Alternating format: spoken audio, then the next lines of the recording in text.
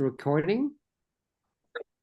It's recording. Hello, once again. How are you guys? Happy Saturday. Um, Welcome to our very last panel discussion and also the last session of our second module. We're happy to see some new faces because we haven't been seeing so many faces in the previous session. So hello, welcome once again. I'm not going to talk anymore. I'm going to pass my ball to today's moderator, Görkem, to introduce the panelists and also the session. So it's on you, Görkem. Hi, thanks. Hello, everyone. Here is Görkem. I'm one of the co-founders of Bereket, which is a digital publishing platform that covers the topics around media, culture, and impact. And on top of that, we are also organizing Dpact. If you haven't heard it, I will drop the link in a bit. And moreover, I'm also working actively in the blockchain space. I have a full-time job besides markets and Dpact at Thesis, which is a freedom tech movement. We focus on sovereign identities and decentralized systems, and we build products for that purpose. And today we have Eleonora and Andrea. So I will now first start with Eleonora. Can you introduce yourself and give a brief background? And then please, Andrea, you take the mic, and then we will kick the session. Hi, hello, everyone. Thank you so much for inviting me, for having me. Hello. My name is Eleonora Brizi, and I am a digital and crypto art curator. I started my path in the fantastic and magic world of art and blockchain in 2018 in New York, and I never left. So here I am. And before that, I was in China for many years, and I worked for the artist Ai Weiwei and for another art curator. And today I will tell you a little more about crypto art, the movement, and what it is and where we are at right now.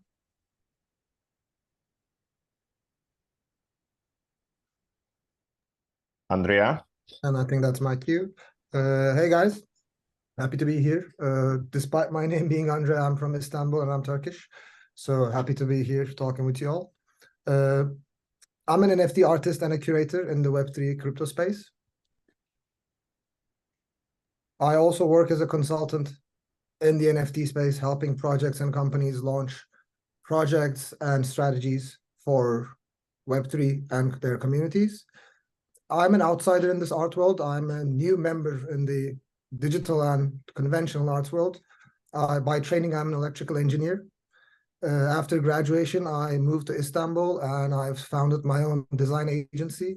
3 years after working with events and operations for event and art design, I moved on to the tech space and joined a startup working as their marketing director. Since then, I've held various positions, small gigs. I've taught kindergarten last year, and I've been a full-time NFT artist since last summer. Happy to introduce you guys to the world of crypto art and NFTs. We can talk a lot today. Thank you. Eleonora, would you like to start? Eleonora prepared a few slides as well. We will start with Eleonora's presentation, and then I'll be asking some questions following that. Yeah, sure. Thank you. Okay, let me share my screen.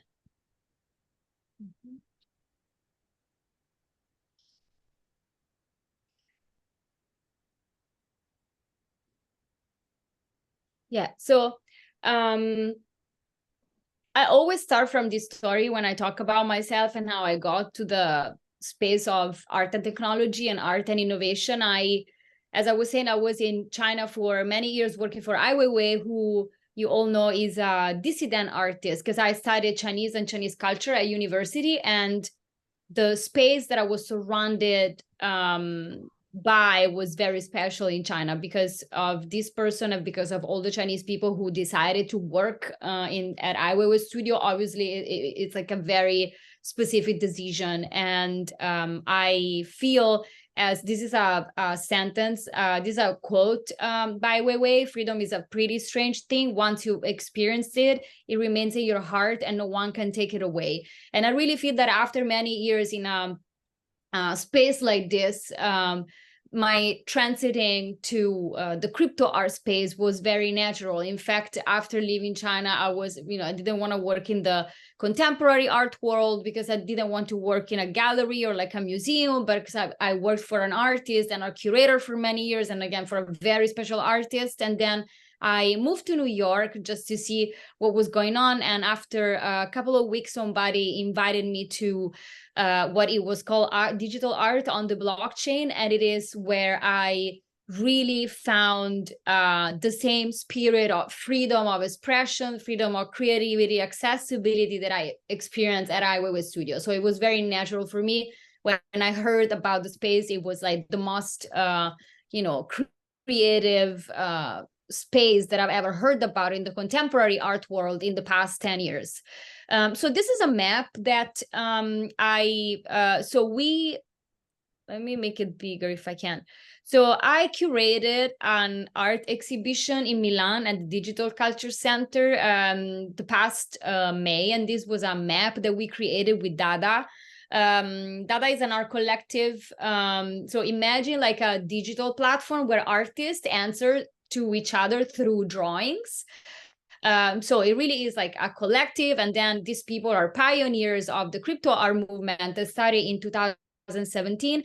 And it's also the group of people who coded what we all know like royalties today, which is one of the biggest innovations that the blockchain brought for the artists. So like royalties in secondary market. So they coded the royalties in 2017. But the reason why I want to show you this map is because I wanted to give like a little bit of a background in what the crypto art movement is and what NFTs are and when they were born and why we are here today talking about it. So this in October 2022, we organized with Dada the first historical NFT festival in Barcelona, and I curated the retrospective. So this map is the final result of research combination of 4 timelines already existing that covers from 2014 up to 2019 included.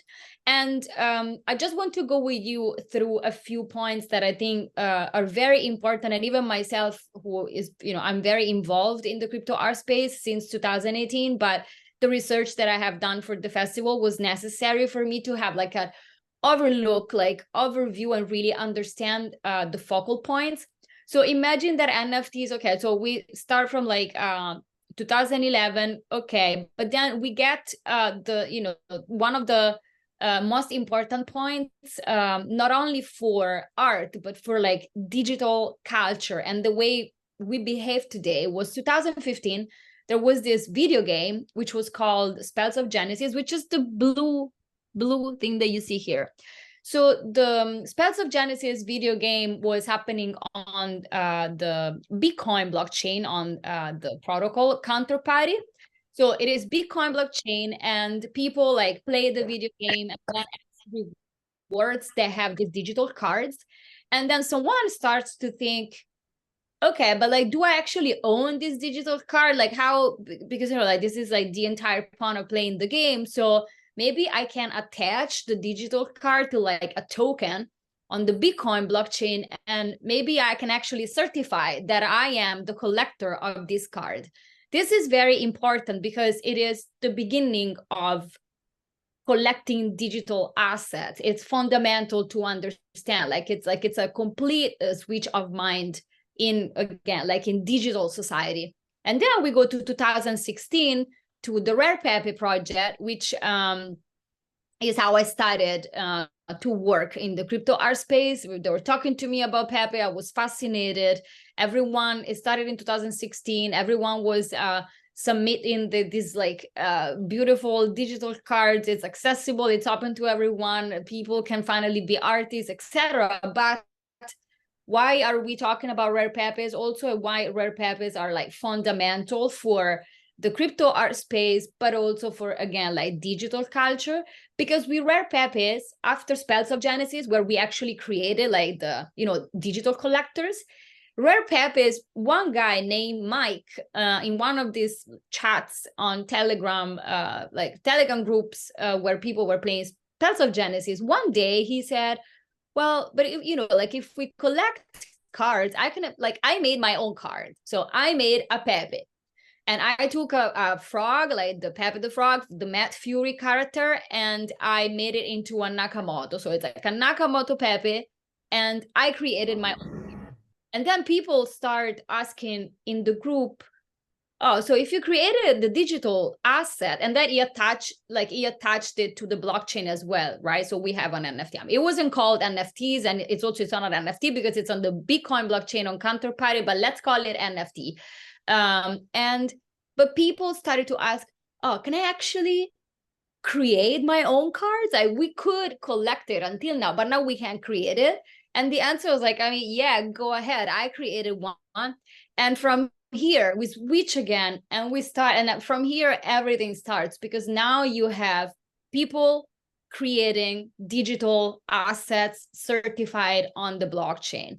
And also Pepe brings at the first community, attached to a project on the blockchain. It's probably the first crypto art project as we intend crypto art today, like coming with a community.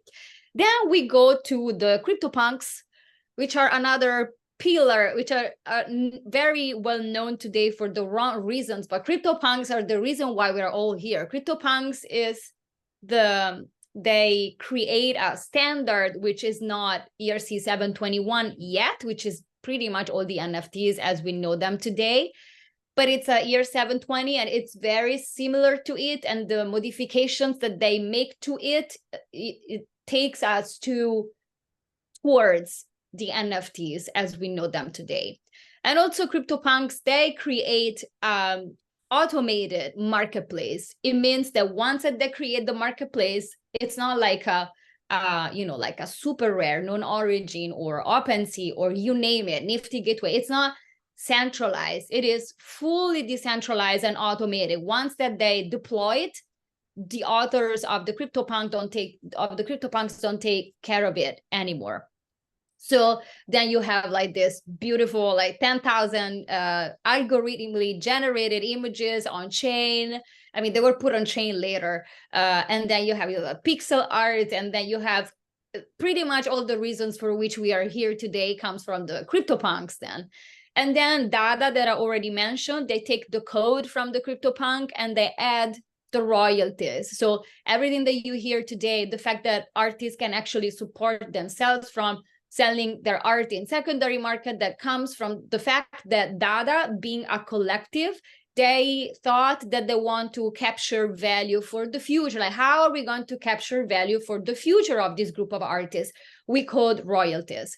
And then from there, it's 2018 and platforms are born and fine art comes into the space. I'm just going to give you a few visuals. This is a very special Pepe. It's the only Pepe without the Pepe in it. You don't see the frog. It's the histogram of the frog.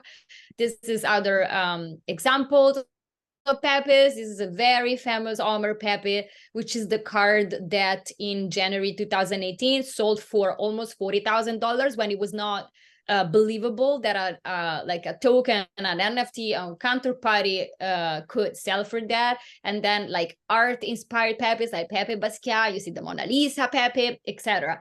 These are the conversations by the Dada people that I was talking to you about. So what you see here is not the artwork of one artist, but a group of artists where one artist starts the drawing and then the others continue, and the CryptoPunks.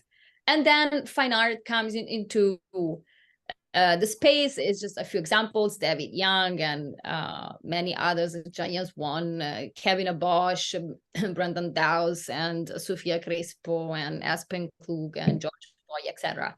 So as an art curator, I founded Brizi, which is I don't know how you want to call it. It's like an art curation habitat for Web3. I support the people who are building the decentralized world, because I really believe in it. And these are a couple of projects that İşte bunlar telefonla ekmek aileye gözünün yaşına bakma onun. İşte şöyle etme böyle etme değil. Bunu yalvara. Sorry, there is someone with an open mic, I think. And this is like a couple of projects that I curated for Hakatao, which I believe are very important because it also shows you how art is a continuum. Everything is connected, and you can actually, because thanks to digital art and the metaverse, for instance, like the head of a bear that you see on the right, this is a project that we did on a original drawing by Leonardo da Vinci that was auctioned at Christie's. And basically Hakatao, they brought this bear, like it's a head of a bear, like a drawing of the head of a bear, and they brought it to life into the metaverse. And like as Leonardo da Vinci and is pioneering the entire creative space, we also believe that crypto art is pioneering a new way of creating. So everything is very connected. And on the left you see Fontana, the Italian artist, where we represent, like, we imagine what is behind the cuts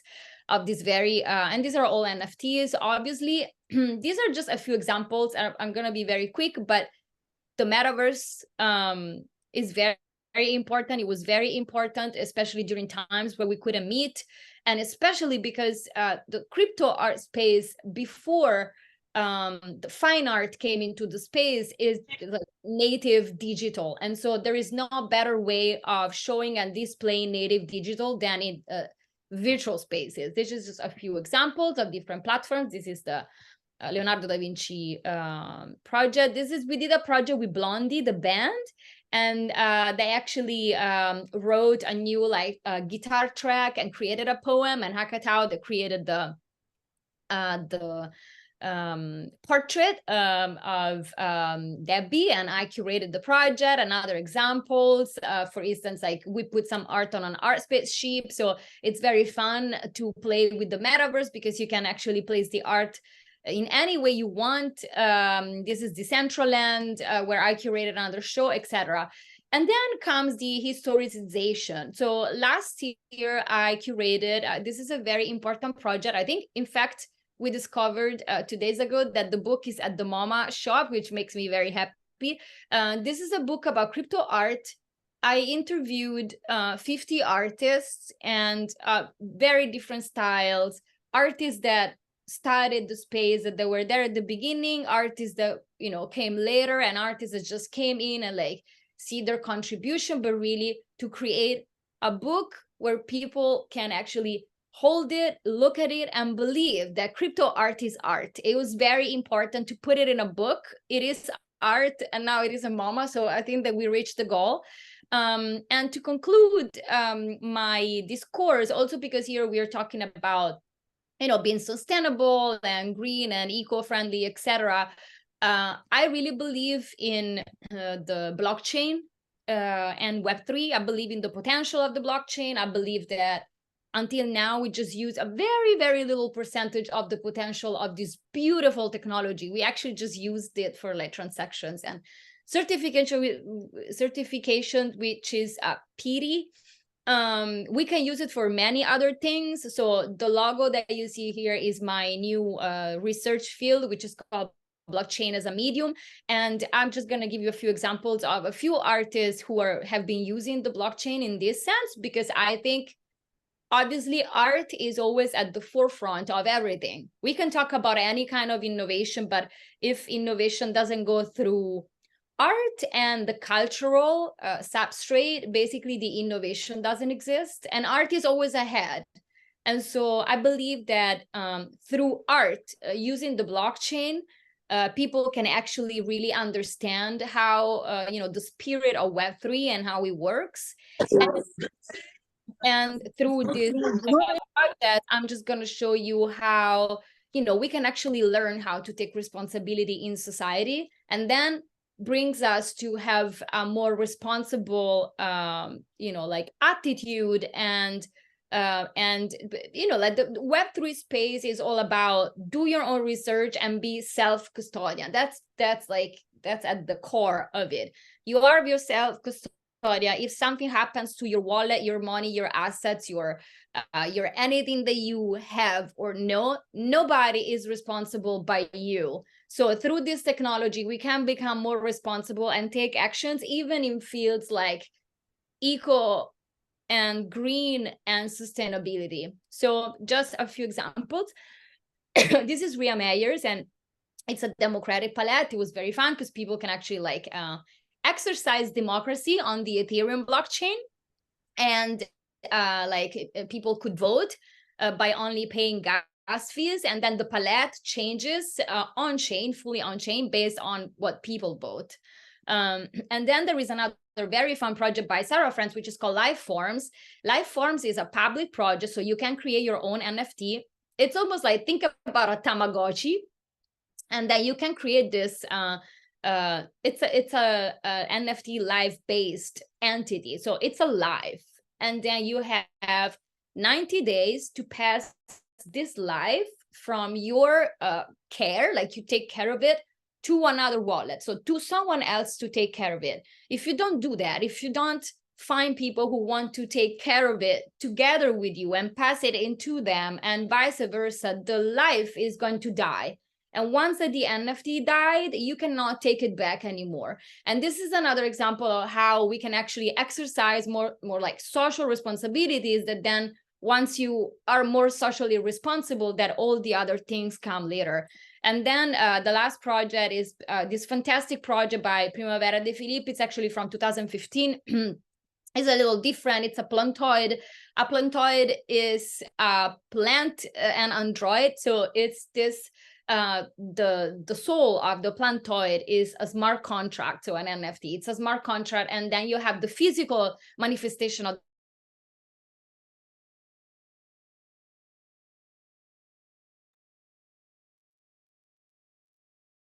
Did we lose Eleonora?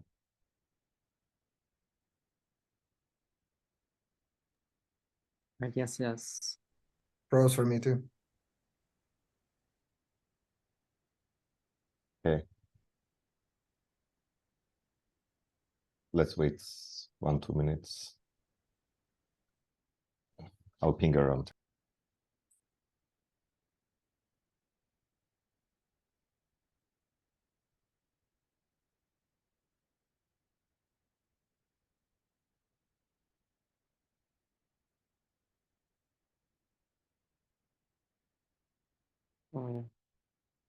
We lost her. If you want, Görkem, we can continue. It's Andrea.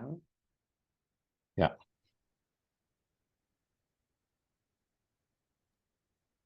Just 1 second. I'm just writing with Eleonora. Okay.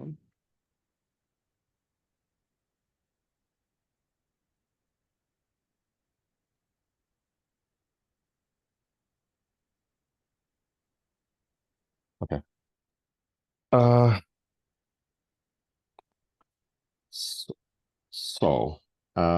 By the way, I think Eleonora gave great examples of it was just like the right moment when it was coming to eco-consciousness in the crypto art. The art is very interesting. I highly recommend to check the research and the blog articles. And now I would like to pass to Andrea. And once Eleonora is back, and then after Andrea's slot, we can ask some questions on the presentation. All right, so Andrea, you gave a little background about yourself. And now maybe we can talk about like how actually did you transition from, working in marketing for a tech startup and then teaching in the kindergarten, and then moving from this analog world and analog generative techniques into Web3 space? Sure, but before I even talk about myself, I want to add to what Eleonora said about crypto art, Pepe's and everything, because I think it holds a special place, specifically Pepe's. I too enjoy the history of crypto art very well, and was just giving presentations on the same subjects recently. And Pepe's also happened to be the first NFT marketplace as we know it. considering the fact that when buying art, when buying digital art, provenance is what a collector actually pays for, where it started, who it's created by, and which hands it passed through. Rare Pepe Wallet was, despite the name, was the first marketplace where you could sell, trade, and buy other people's Pepes. This is important not because of the NFT marketplace history, but because of cryptos and blockchain's power of transformation. Reason I say this is actually encrypted in Pepe's journey. Pepe starts as a webcomic in 2005. It's a pleasant frog that says, feels good man. But then along the journey, Pepe gets adopted by the alt-right movement, and Pepe, the same frog that was just chill and happy, instantly becomes a hate symbol. It gets used in alt-right speeches, in protests across the world, from US to Japan. Everywhere, Pepe becomes a hate symbol. Fast forward to these years, and Pepe is a meme. Crypto, with the positive attitude, with the, yes, what Eleonora mentioned, yes, you can create one too, yes, I'll buy yours too, with that collective positive environment, with the gifting economy that is the crypto art, Pepe transforms into a positivity and a happy meme. And that's important, not because of Pepe's journey, but because of the transformative power of blockchain, because collectively we all share a consciousness, and when this is shared digitally, pace is maybe up to 100-fold. Time spent on blockchain, when compared to an IRL in real life equivalent, a day on blockchain kind of feels like 3 months in the real life, because so much can happen. So many people can engage, comment, become part of what you're sharing, because as opposed to everything else on the internet, if you like something, you can buy into it. You can attach yourself to the journey. You can continue to work and witness the journey of the creator, the collector, the curator, whoever you support. And with this change, consciousness becomes something organic, as fast as the speed of internet, which is why I wanted to touch base on, add on to Eleonora's points. And I think she's back. Sorry, guys. Technology, yeah, it's great, but the power went off and it's over, then everything is over. But anyways, no, I just wanted to add, I don't know, Andrea, if you touched upon one thing of Pepe. So the fact that it was like taken from the alt-right, but then 2 years ago, it was fantastic because besides the blockchain project, which is different, Pepe was taken in Hong Kong as a symbol to protest for like freedom and peace. Like Hong Kong, the protest against China. And that's like really, it was like Pepe's everywhere on the street. It's a symbol of freedom and, like brotherhood and, again, peace, and really shows you how a meme is a meme, and the meaning that you give to it is the meaning that a meme has. And the fact that like the US banned and like classified Pepe as a hate symbol is pretty ridiculous, and so it is like, like it's not even a symbol of freedom. It's a Pepe, it's Pepe. But anyways, I was talking to you about the plantoid, which, I mean, if you want any more info, you can find it online, but that's also like a very fantastic way of exercising,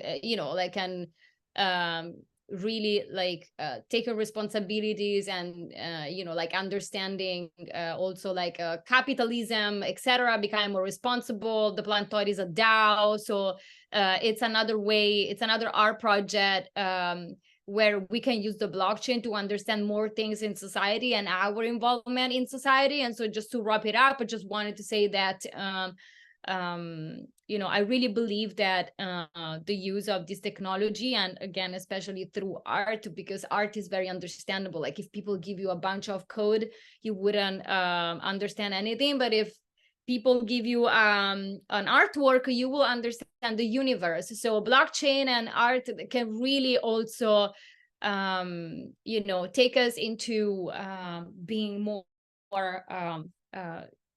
responsible in society as part of it. So I think it's also important for everything that you're talking about here today. Thank you.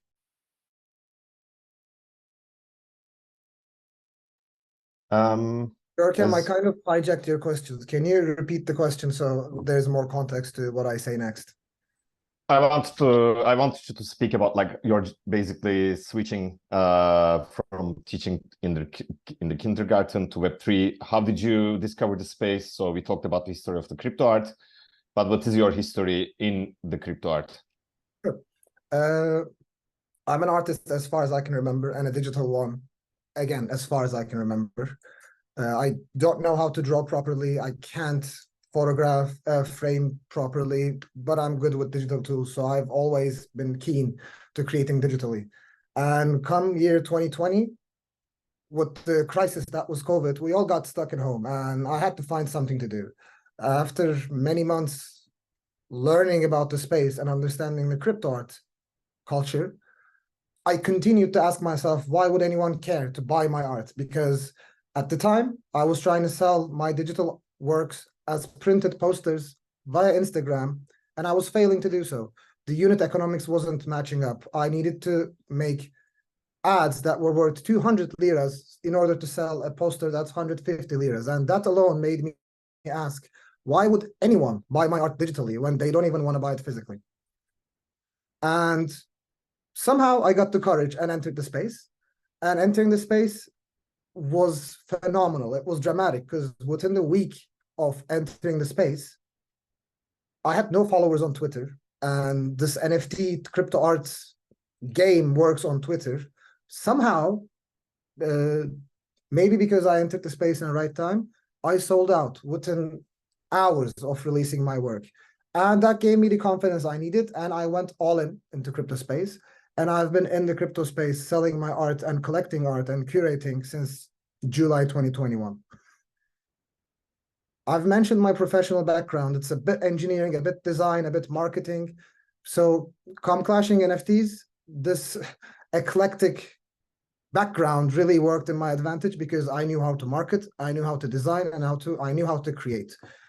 On the NFT space, especially for an artist, especially for a solo artist, being an artist is never enough.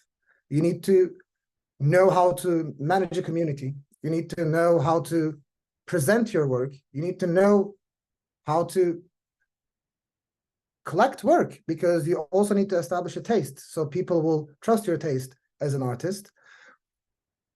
And after a year in the NFTs, I started to really dive into the crypto art space.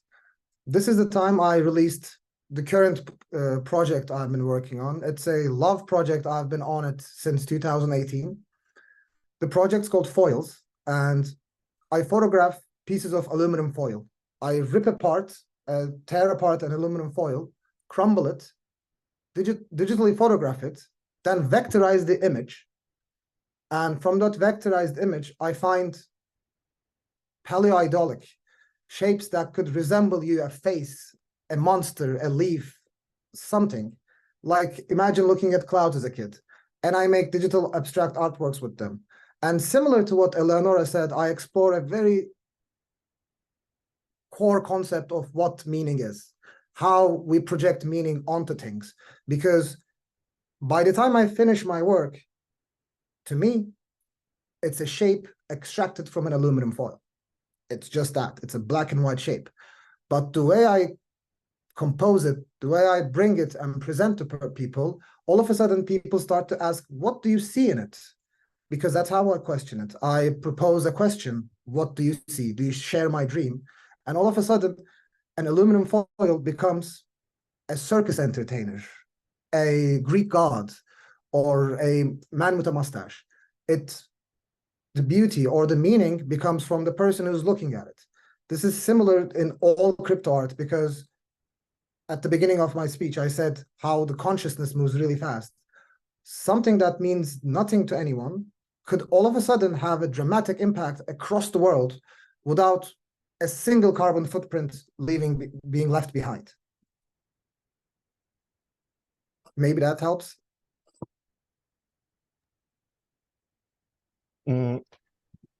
And I know that like it's not very well perceived in the traditional world that, you know, like the crypto art being environmentally friendly necessarily. Yet, what is your observation like? That do you see that the creators and the artists are moving towards more practices because you also consult lots of people? Is it becoming like a, let's say, an ethical framework for the creators and the artists, the eco-consciousness, or we are still way too early to address such issues in the general NFT ecosystem? Well, absolutely, we are approaching that mentality because, like I previously mentioned, the reason why any artwork is worth anything is its provenance, more than the face value, more than the paint brushes, more than the canvas material itself. It's who made it, right? So when that's the case, an artwork doesn't usually need to travel the world for it to change hands.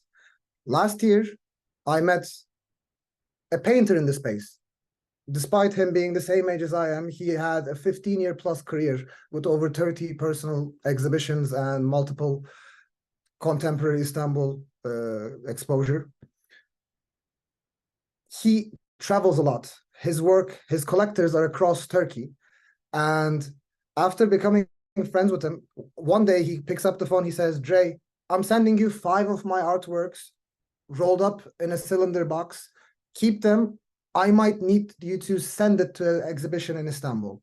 I'm like, okay, but that's really hard for you. You know how I walk around with my collection? I showed him my phone. It was a little cheeky. It was a little gimmicky. But at that moment, he realized, oh, maybe I need to really adopt this and just find a way to use NFTs, to connect with my collectors. And only after I connect with a collector, I can ship them the product. Because for a life cycle of an artwork, especially if you're an intermediately known, not the highest reputable, an intermediately known artist, you're not going to sell your artwork at the first exhibition you bring it to. It's going to travel with you, and you need to travel with it. What if your exhibition needs to be in Azerbaijan? Are you going to send it there, try to work with customs, take all the ecological impact and everything with it? You don't need to. You can, maybe this seems too sci-fi right now, but I've organized an exhibition in Rome. We've had artists from Ukraine, Germany, Italy, US, and Turkey. None of them did a single thing for their artworks to be presented there. They just sent me the files. I already had sold their NFTs, and their work was immediately installed on an exhibition in Rome.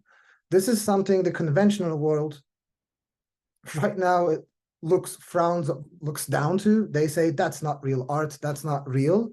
But it's, in my opinion, only because they feel threatened by it, because it's a technology and advancement that could really dramatically change things. I'll give another example to maybe adoption. Last time I held a personal exhibition in Istanbul, I've attached QR codes under the price tags for each work. And if you scan the QR code, you'll find the digital twin of my work as an NFT listed 10 to 15% for cheaper. If you are a little smart, you would come to me and say, hey, Dre, that's cheaper than what you listed as. And I say, yeah, I know. I want you to buy the NFT instead. So you become a digital collector. I hope this becomes your first NFT, and I'll gift the work to you. That 15% cutoff is my onboarding. I would love for you to become a digital collector, because that's what the world is becoming, shaping up to. For some people, collecting art is as decorative as filling up your wall. For other people, for people who have multiple more zeros on their network, who collect art as part of their portfolio, none of that art gets shown. That it usually sits in a free port, sits in a climate-controlled storage facility or stuff like that. And when that's the scenario, you don't really have access to your art. You just have it. It's an asset. But when it's crypto native, when it's digitally preserved, it's as simple as scrolling your phone. It's digital frames. It's look what I have. You can log into a favorite gallery interface and show your art, experience your art the way it's meant to be, because it's digital native. Can I Thanks. add something to what Andrea said? Mhm. I agree with everything he said. I mean, we're looking to the blockchain as this monster, like monster for ecology and for power consumption. And what he said is just so right. Like art exhibitions, especially the, like like the models, like at the Tate Modern, or like the I don't remember the name, but like these shows where you decide that you have a show about Andy Warhol and all the artworks of the entire world made by Andy Warhol travels to London. It's craziness. I mean, the non-sustainability of the old art world is just crazy, and I don't see how we take it into the blockchain.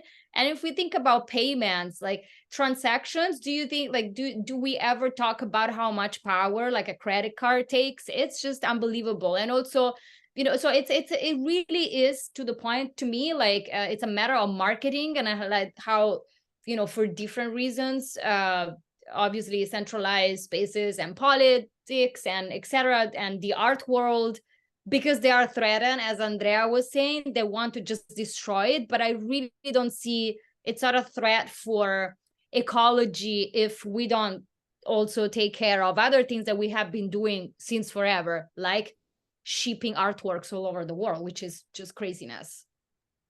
Well, I'll thanks. continue on what you were saying and add on to it, maybe, if Görkem lets me. Please. I'm hoping you've all heard about the crazy time Taylor Swift was having with her new Era tour. Apparently, it cost $150 million to produce. That stage design, I'll repeat, $150 million to produce. It's so massively large that they need to use 2 shipping teams. So the first team needs to move in advance before Taylor finishes the show and get started to set up in the next facility. Put that on one side of the balance, and on the other side, think about the digital exhibition. Recently, I was part of a digital exhibition where there were multiple digital video artists. When the scenario is performance-based, on Taylor's example, everyone attending the show wants to witness a singular performance. It's fine, it's okay. But what if that performance was multi-tiered? What if you went to a gallery where there were multiple video arts? And in the physical space, exhibiting video art it's not impossible, it's just hard, because not everyone enters the room at the same time. Who do you care to start for? The audio track. How do you make sure the audio tracks don't overlap if you show one video on the one side of the room and another immersive experience on the other side? This digitally is almost the smoothest experience you can imagine, because you have your digital avatars walking in a space, and the exhibitions, the video art that requires an audio immersion only starts for you as soon as you enter a radius around the work. So this is a change in the perception of how we consume art, how we consume performance, and especially for performance-based art, digital techniques and mediums become a lifesaver in scenarios like that. The example I gave you was an Australian trio. They would shoot videos from their helicopters and partner with Temper Traps and Australian band's guitarist to make audio tracks for them. So it's a collaborative work that can only be seen through immersion, and the physical requirements to witness what they intend to show you would cost maybe not $100 million, but would cost a lot for them to travel across or to try to show it to you. With digital, that changes. And that's, I think, why we're here today. And also, I think the discussion we had here is very based on the token and the authenticity. But also, I think it's important to touch up on the smart contracts within the art world. For instance, Terra Zero is a project that was launched, I think, 2016 in Berlin. I'm sure you are very familiar, Eleonora. It was a forest that buys its own carbon credits, sells on the market, and then it expands buying the land next to it, so that it's a self-governing, self-managing forest. And it's like, it's the ultimate cybernetic world. And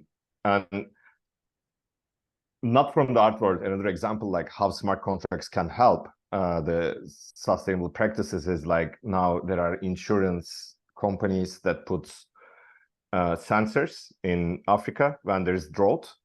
The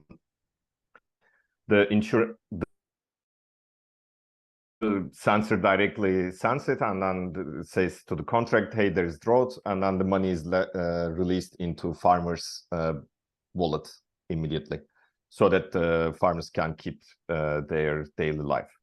And this kind of like smart contracts are also, I think, gonna get more and more complex. And I feel that we will be envisioning the impossibilities with the power of the smart contracts.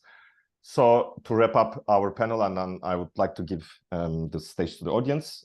My last question to both of you. How do you envision the future? Like when I said cybernetics, when I mentioned smart contracts, like what is your future imagination in an eco-conscious cybernetic technological world? Eleonora, please start, and then Andrea, I'd like to hear from you. Well, it's difficult to talk about like how do you envision these kind of things, because the speed of it is so quick that it could happen tomorrow. It's just very difficult to have a time frame. But I truly believe that this technology, I mean, what the example that you just talked about with, because the Terra Zero was more of an experiment, but what you just talked about, like in Africa, that's very cool. But also Terra Zero, it's gonna be, so it's going to be augmented reality. I mean, for real, not the augmented reality that we have now. And so we were having this discussion from the more philosophical point of view. Technology won't be an extension of human body anymore, as it always was, like for, you know, like to work the soil or to do something, or then with VR and other technologies, it's going to be a hybrid of it's like, it's gonna, you know, like with AI, for instance, like you're gonna live in a situation where actually now you cannot live without each other. It's like, it's the product of the hybrid of the two of them. So it's going to be augmented.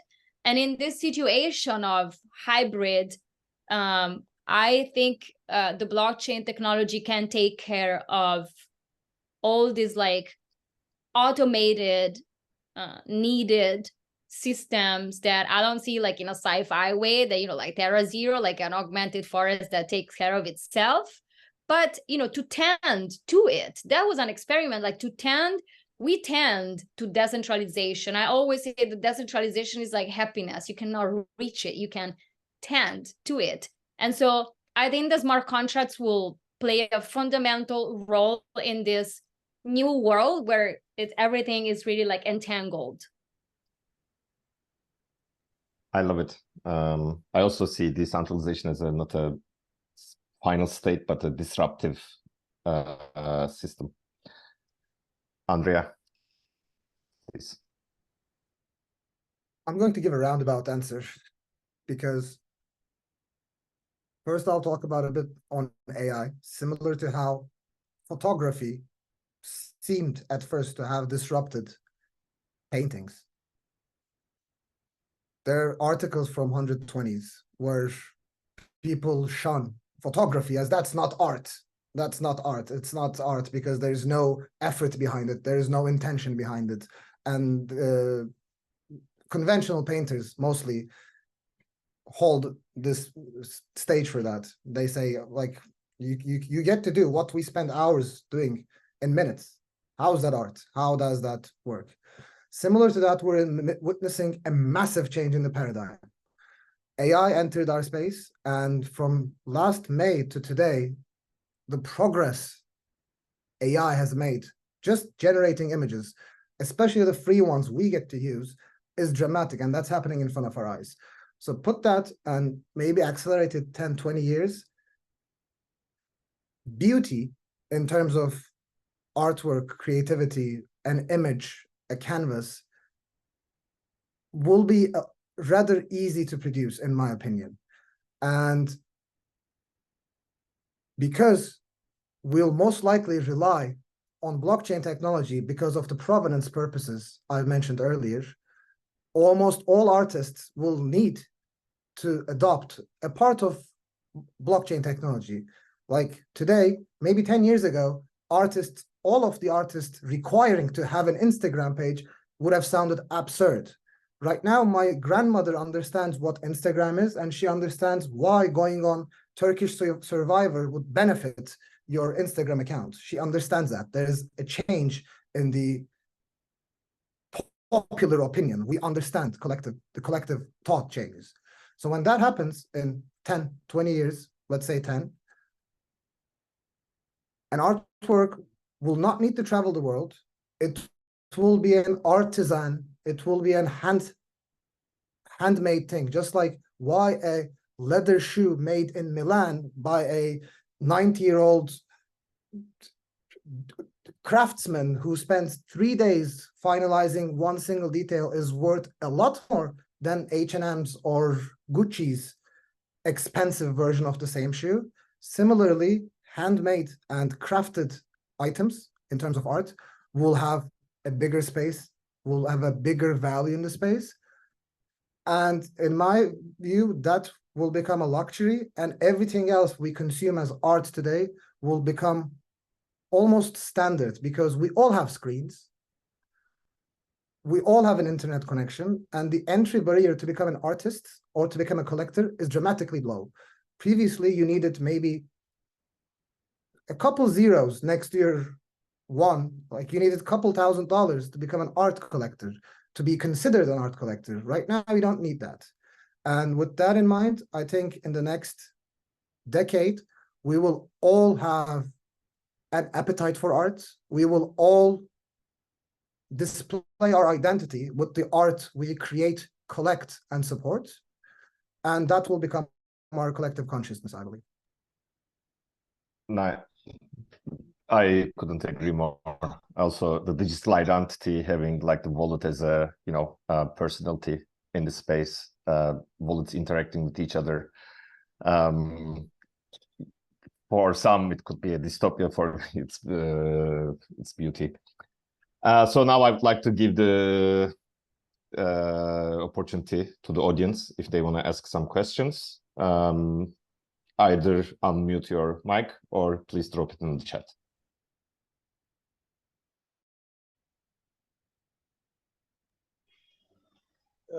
What is the quickest channel to create an NFT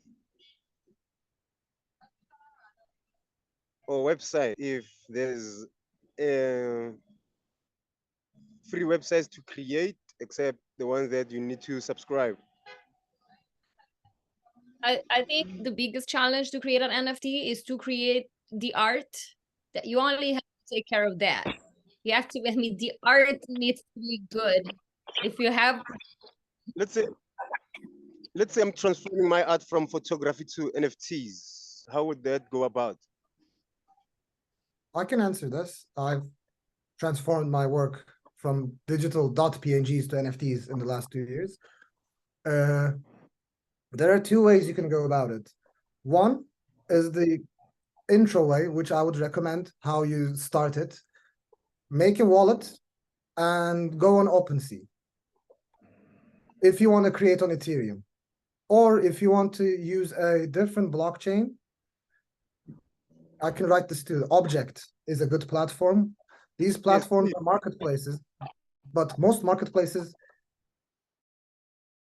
have a create button too. Using that create button, you will use the marketplace's smart contract and create your artwork as an NFT with their service. But further you dive into it and more you understand blockchain, you will realize you want to hold access to the smart contract you sell your artworks to, and that will become a complete rabbit hole you'll go through. It will sound like a mess if I tell you right now, but start to do it the way I said, OpenSea your objects, and it'll get easier. All right. No, But you no, need no, to I do understand. wallet first. You need to, that's the first step. You need to have a crypto wallet and non-custodial wallet that you have access to. Okay. Like your Binance, if so, would Binance work in this case? No. I dropped some links. Maybe you you can check the website. There's a little intro. Okay. How to, what is the glossary here we are speaking about? What's the wallet? How to create it? I dropped a GitHub link in the chat. You can check. Oh, thank you very much. Because in the last 2 years, I've been struggling to convert my art into NFTs, but now I think I might have a way out of it. Yeah, you can also write me on Telegram. I would be happy to help. Okay. So, yeah. Now, are there any questions? Any other questions? Okay, next. Maybe let's give the space to some others so that we have a diversity of questions. Yeah. Thanks. Super.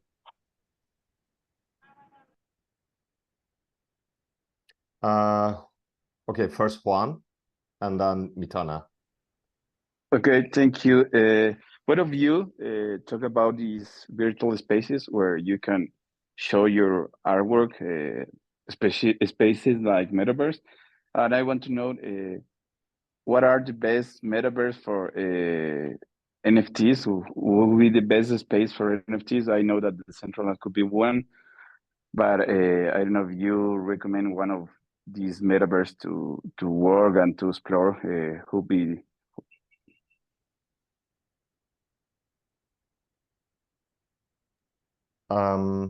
Did you get the question? Yeah. Spatial is pretty nice. At the beginning, it wasn't I mean, I started to use spatial when it was not nice, but now it got so much better. Then you have something like Crypto Voxels, which is more very like video gaming. Yeah, Decentraland is nice. Andrea, do you have any other space? The ones that I showed you was like Arium platform. Do you have any other metaverse that you use? I was about to say Arium because that's the one I've had the most customizable experiences in. But You it's use not. Arium? Yeah, I've had an exhibition in Arium. I've joined an exhibition in Arium. But in my point of view, for a new beginner, on Cyber would be one of the easiest and the smoothest experience because they have a really easy layout, a really easy UX, and it's as simple as connecting your wallet and just clicking through the placeholder frames, and you get to drop your works and scale their sizes. great? Thank you. I Great. hope this answered Juan. Mitana? Hello, thank you very much for these presentations. They were really wonderful. I have a question, or maybe for the both of you. What would you be your advice or suggestions for people who just I'm in the beginning of all the NFT kind of process. I could understand it very well in the beginning. So now I'm getting to it little by little. But I wish I could, what was your advices for people who are just starting? What do you wish you knew when you started in the beginning? That's a nice question. Everything, because I didn't know anything. No, I think it's, well, first of all, I think now it's much easier if you want to know about NFTs, because at least you find information, and now everyone talked about NFTs, so it's great. In 2018, it wasn't the case. I think, honestly, I really hope and wish that before getting into NFTs, people could just read and learn about the blockchain, because that's what matters. NFTs are a standard. Maybe we're going to keep it, maybe we're going to have another standard, but to read about the blockchain in a way. I found the blockchain to be one of the most romantic things that I ever learned about. I did like a boot camp of like a 1-day boot camp in New York, and I loved it. And that if you get the core of the values, that I think that everything else is easier. I will continue, and assuming you're asking on tips or tricks as an NFT artist trying to sell your work, right? I think being involved as much as you can is what matters the most, because you have one of three resources. You either have money, you either have time, or you either have art. You choose which one you want to contribute to the space with. And if you can commit to one and just continue to deliver on that promise to yourself, you will be fine. For me, it evolved, like it's changed from one to the other. At first, I had nothing but time and art in my hand, so I would spend hours on Twitter talking to people. I made it a habit to say hello to everyone that followed me back. Of those conversations, I realized some people would continue chatting with me, and I learned what I didn't know at the time. I asked them, and it's surprising how people you have no idea about, people who just look as a pink monkey with a weird hat on it as a graphical image on their Twitter bio, who's maybe from Singapore, is so willing to spend time, write paragraphs telling you how you could do something better. So identify what you don't know and don't be afraid to ask. And a second thing I'll give as an advice is don't be afraid to mint. Don't be afraid to create works. Because if you were an artist 20 years ago, you are an artist. If you were an artist 20 years ago, no one would come to your studio and say, hey, don't paint as many canvases. No one would do that. But in the space, because crypto as the vertical it is, driven by money and by greed, by people who have motivations that are multiplying their net worths, they will tell you artists do bad when they increase their supply without planning. Don't listen to them. These are collectors who liked one of your work and would like to keep that as a rare supply. Don't listen to them. Minting a work, putting it on blockchain is equal as saying, okay, I'm done with you, and flipping the canvas and putting it in the back room, not to look at it for a year. It's the same. So create, mint, and move on. Move on to the next thing. Thank you. Great advices for both of you. Thank you so much. I would like to wrap up, so I will be taking the last question, and please let's keep it in 3 minutes. So Rodrigo is saying Rodrigo is a sound composer, produces their own sounds, also their own visuals as GIF or small videos. Can you recommend them a good platform related with all what we discussed today, which they can expose their works? I know that Async is doing things for music. I mean, Async is one of the best platforms around. Somehow, the better they are, the less known they are. But Async is just amazing. They do things for music. You should check Async. I can't comment on it without seeing your work, because from my experience trying to sell on different platforms and different blockchains, each community has a preference on what they consume. And your work might be perfectly suitable for Tezos freaks, or might be really cool for Ethereum whales. It's dependent on your work. I couldn't comment on it. I was just going to say, I buy lots of sound NFTs on Tezos. There you go. All right. Thank you, everyone. And Atalay, please now jump in and then finalize the session. Yes, thank you so much. This was so insightful.